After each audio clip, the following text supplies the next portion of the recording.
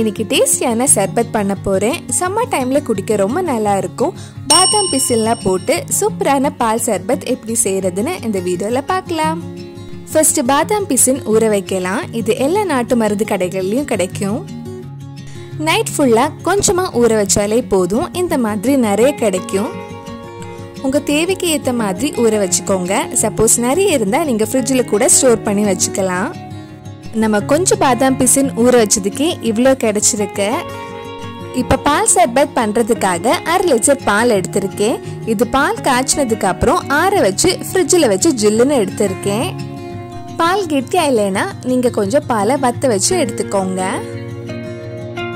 இப்போ உங்கள் டேஸ்ட்டுக்கு ஏற்ற மாதிரி நீங்கள் சர்பத் ஆட் பண்ணலாம். நான் ஒரு 1/4 கப் கிட்ட ஆட் பண்ணியிருப்பேன்.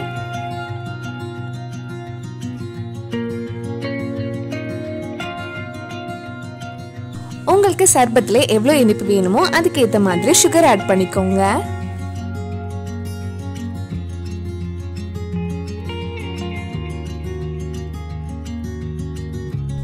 நல்லா மிக்ஸ் பண்ணி சுகர் எல்லாம் கரைஞ்சதுக்கு அப்புறம் கடைசியா நம்ம ஊற வச்ச பாதாம் பிசின் 2 டேபிள் ஸ்பூன் ஆட் பண்ணி நல்லா மிக்ஸ் பண்ணா நல்ல டேஸ்டியான பால் சர்பத் ரெடி ஆயிடும். இந்த பால் சர்பத் ரொம்ப ஜில்லுன்னு குடிச்சா டேஸ்ட் சூப்பரா இருக்கும். கண்டிப்பா நீங்களும் இந்த ரெசிபி உங்க வீட்ல செஞ்சு பாருங்க. பிடிச்சிருந்தா இந்த வீடியோவை லைக் பண்ணுங்க, உங்க ஃப்ரெண்ட்ஸ் அண்ட் ஃபேமிலிக்கு ஷேர் பண்ணுங்க. வேற நல்ல ரெசிபி நம்ம சேனல்ல ட்ரை பண்ணலான்னு கீழே கமெண்ட் பாக்ஸ்ல சொல்லுங்க.